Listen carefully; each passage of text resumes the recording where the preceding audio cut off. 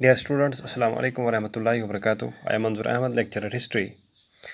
Today we are going to discuss the consequences or the results of the revolt of 1857, which is an important question of our syllabus in 12th class history subject. And dear students, we know that, rather we have been discussing it again and again in previous questions as well, that the revolt of 1857 was the biggest challenge that the rule of British East India Company had to face in India. This revolt was a bloody revolt. In its lakhs of humans got killed.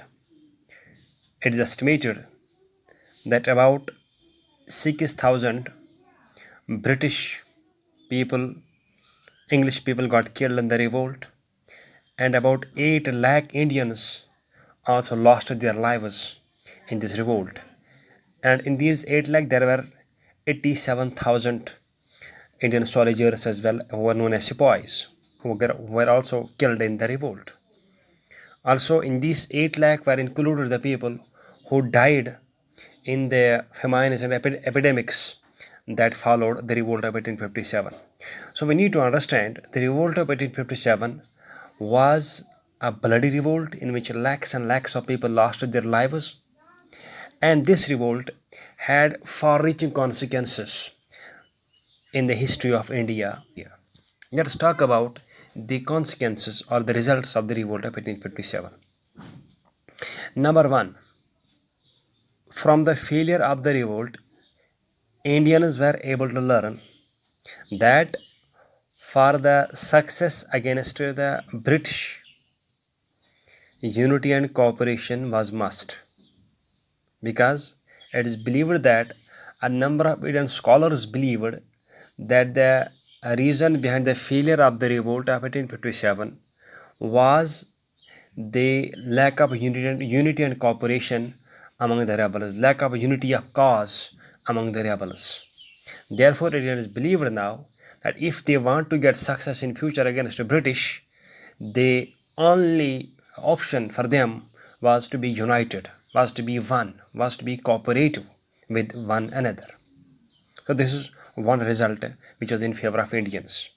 Number 1. Number 2, the British, on the other hand, are believed to have learned that if they wanted to continue their rule over India, then they should never allow Indians to be one, to be united, and follow more vigorously the policy of divide and rule with Indians. Divide Indians on religious, on social, and on political lines, and then rule over them after dividing them in different groups.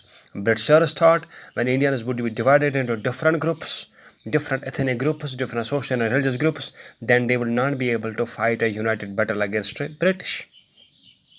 Number 3, the rule of British East India Company over India came to an end, and the rule was replaced by the British Crown and British Parliament.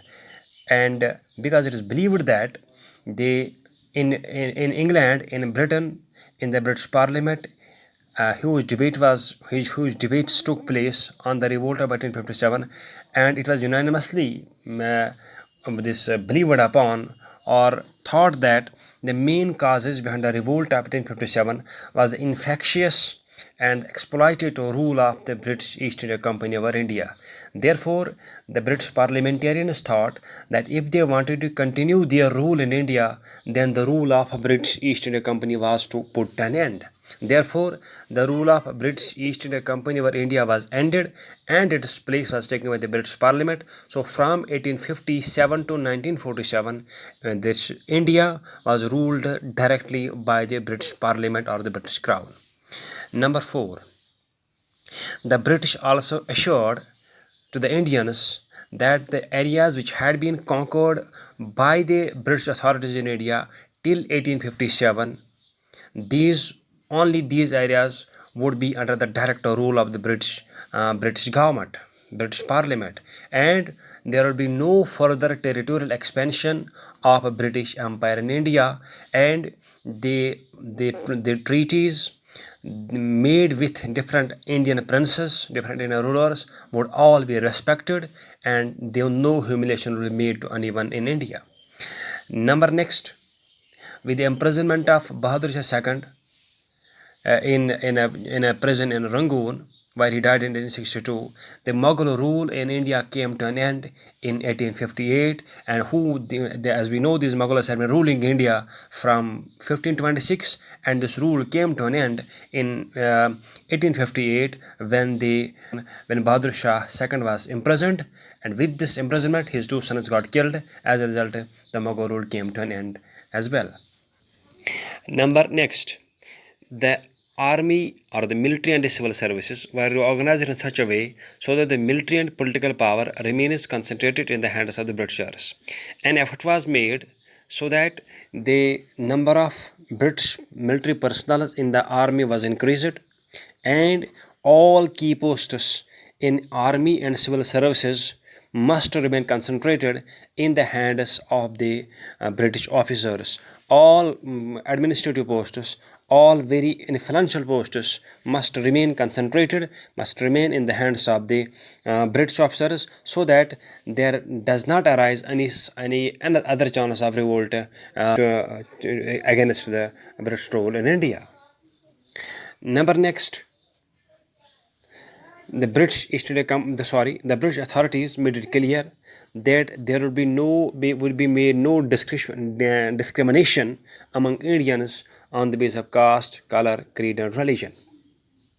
Next, the failure of the revolt of 1857 made Indian intellectuals aware that the major cause behind the failure of the revolt was absence of nationalism, absence of unity of cause, absence of oneness among Indians. Hence, now Indians begin to think of nationalism, begin to think of unity, begin to think of oneness.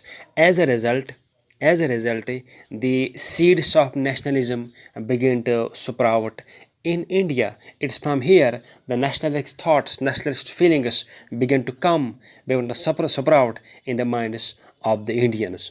Also, we need to know that the Governor General who used to be govern India, who used to be rule over India at the behest of the British East India Company, his nomenclature was changed and he was given the name of Viceroy, and the Viceroy was now directly to be appointed by the British Parliament, as the rule of the British East India Company over India had come to an end.